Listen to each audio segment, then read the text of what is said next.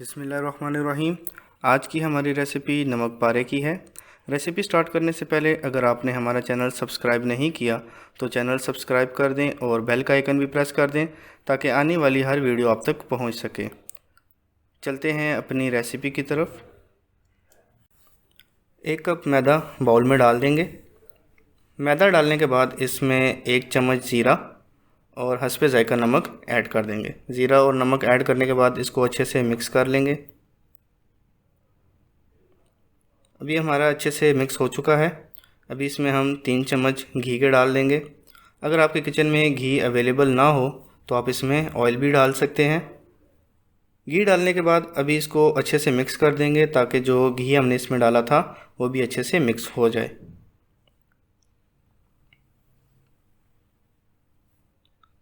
घी हमारा मिक्स हो चुका है। अभी इसमें हम नीम गर्म पानी डाल देंगे और इसको अच्छे से गूंद लेंगे। पानी डालते वक्त इसमें ख्याल रखना है कि सारा पानी एक ही दफ़ा में नहीं डाल देना, बल्कि आहिस्ता आहिस्ता करके हस्बे ज़रूरत इसमें पानी डालते जाएंगे। और डव हमने बहुत ही नरम नहीं बनाना। डव हमारा जितना सख्त होगा नमक पारे हमारे उतने ही क्रिस्पी बनेंगे।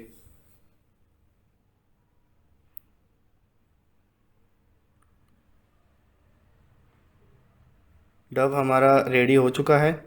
अभी इसमें हम 1 चम्मच ऑयल डाल के इसके चारों साइड्स पे अच्छे से लगा देंगे।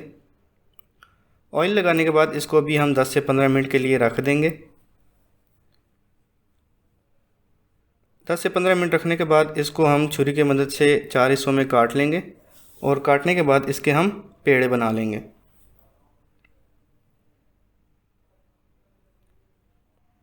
अभी इसको बेलने से पहले इस पे हम खुश्क मैदा डाल देंगे और इसके दोनों साइड पे हम मैदा लगा देंगे ताकि इसको बेलते वक्त ये चिपके नहीं। मैदा लगाने का फ़ायदा ये भी है कि इसको बेलने में आसानी होती है। और इसको बहुत ही पतला नहीं बेल लेना, बल्कि थोड़ा इसको नॉर्मल रखेंगे ताकि जो हमारे नमक पारे हैं वो अच्छे से बन सकें।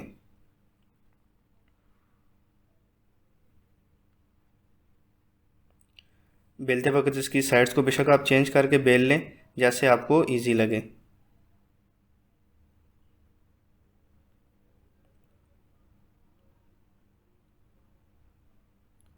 बेलने के बाद अभी इसको मैं पिज़्ज़ा कटर से काट रहा हूँ। अगर आपके पास पिज़्ज़ा कटर अवेलेबल नहीं है तो आप इसको छुरी की मदद से भी काट सकते हैं।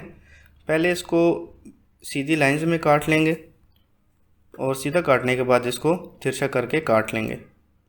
अगर आप इसको छोटी शेप देना चाहते हैं तो आप बेशक इसको छोटा करके काट लें।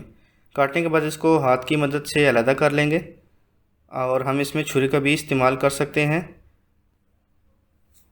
अलग करने के बाद इसको इकट्ठा कर लेंगे। ऑयल को कढ़ाई में डाल देंगे और इसको गर्म होने तक छोड़ देंगे। ऑयल हमारा गर्म हो चुका है। अभी इसमें हम इनको डाल देंगे और अगर डालते वक्त नमक पारे आपस में जुड़ जाएं तो उसको अलग कर देंगे ताकि ये नमक पारे हमारे अच्छे से फ्राई हो जाएं। अब इसको ब्राउन होने तक हम फ्राई करेंगे।